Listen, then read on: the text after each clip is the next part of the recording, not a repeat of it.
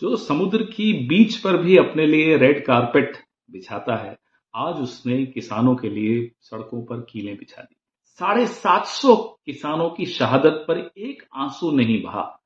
आज किसानों पर वो फिर से आंसू गैस के गोले चला रहा। कांग्रेस चुनाव जीतने के बाद एमएसपी लाएगी और ये कांग्रेस की गारंटी है, कोई छोटी मोटी बात नहीं है। तो आप भारत रत्न तो दे देंगे, लेकिन किसानों के साथ आप क्या करेंगे वो आपके सामने है। किसानों की आय दुगुनी करने का वादा किया था 2022 में। आपको पता है, हर घंटे एक किसान आत्महत्या कर रहा है। आय दुगनी तो छोड़िए, आयु आधी कर दी जा रही है। जो समुद्र की बीच पर भी अपने लिए रेड कारपेट बिछाता है, आज उसने किसानों के लिए सड़कों पर कीलें बिछा दी।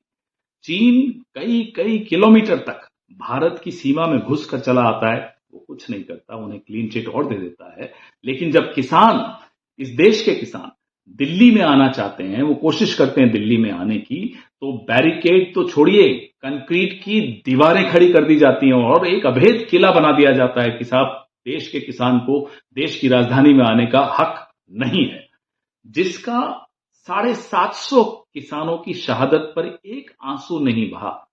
आज किसानों पर वो फिर से आंसू गैस के गोले चला रहा है। जो अपने कॉरपोरेट दोस्तों पर हजारों करोड़ के लोन माफी लुटा देता है, मेरा और आपका पैसा लुटा देता है, सब्सिडियां देता है उनको हजारों करोड़ की, वो किसानों को उनकी फसल का दाम देने में चूक जाता है, हिचकिचाता है, नहीं देता है। आपको याद होगा 19 नवंबर 2021 को हाथ जोड़कर प्रधानमंत्री ने तीनों काले कानून वापस लिए, किसानों के आगे उनसे माफी मांगी और एमएसपी की समस्या का एक समाधान निकालने का वादा किया। लेकिन साहब तो आप जानते हैं, रंग बदलने में तो 1 मिनट लगाते हैं। ज्यों ही किसान घर चले गए, आंदोलन उन्होंने वापस ले लिया, साहब ने फिर से रंग बदल दिया। छोड़ दीजिए एमएसपी, अब कहां एमएसपी, नहीं मिल रही है एमएसपी किसानों को।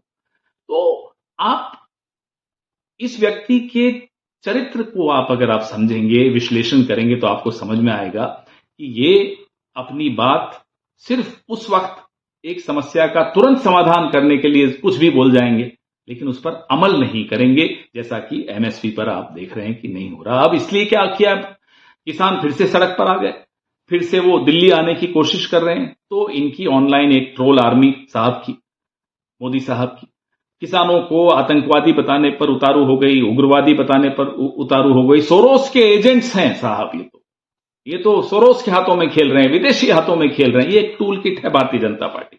ये आज आप सुबह से देख रहे हैं, ये टूल किट फिर से चालू होगी। तो ये टूल किट हर बार जब भी कोई आंदोलन करता है, भारतीय जनता पार्टी इस टूल किट को ले आती है। इस टूल किट का पैसा कहां से आ रहा है? चीन की कंपनियां आपके इलेक्शन में पैसा लगाती हैं, ये तो हमको मालूम था। तो हमें नहीं मालूम इस टूल किट पे किस कंट्री का, किस कंपनी का क्यों पैसा लगाया जा रहा है, लेकिन पैसा कहीं से तो आ ही रहा होगा इस टूल किट का। कांग्रेस पार्टी क्या कर रही है? कांग्रेस पार्टी पिछले कई हफ्तों से, आज 1 महीना हो गया है, राहुल गांधी के नेतृत्व में एक भारत जोड़ो न्याय यात्रा कांग्रेस पार्टी निकाल रही है। जितने भी वर्गों के साथ अन्याय हुआ है, किसान उसमें से प्रमुख हैं, उनके लिए न्याय की, उनके हितों की बात करने की आज एक ऐतिहासिक घोषणा हमारे अध्यक्ष मल्लिकार्जुन खड़गे साहब ने और श्री राहुल गांधी ने की है कि कांग्रेस चुनाव जीतने के बाद एमएसपी लाएगी। और ये कांग्रेस की गारंटी है, कोई छोटी मोटी बात नहीं है। कांग्रेस ने कहा तो मतलब वो होके रहेगा। और अमृतकाल की एक विडंबना और आपको जाने से पहले बता दूं, जिन एमएस स्वामीनाथन को भारत रत्न देकर पूरे देश में, पूरे विश्व में प्रधानमंत्री जी इठला रहे हैं, चौधरी चरण सिंह जी को भारत रत्न देकर ऐसे इतरा रहे हैं कि जैसे साहब ऐसा काम इन्होंने कर दिया कि किसानों का पूरा हित अब हो जाएगा। उन्हीं चौधरी साहब वो जो मानते हैं उन किसानों की आज क्या स्थिति की है सड़कों पर, आज सुबह से शाम तक टीवी पर आप देख रहे हैं। वही एमएस स्वामीनाथन है जिनकी रिपोर्ट में एमएसपी का जिक्र है कि इनको एमएसपी देनी चाहिए, उन्होंने एक फॉर्मूला दिया है। तो आप भारत रत्न तो दे देंगे, लेकिन किसानों के साथ आप क्या करेंगे वो आपके सामने है।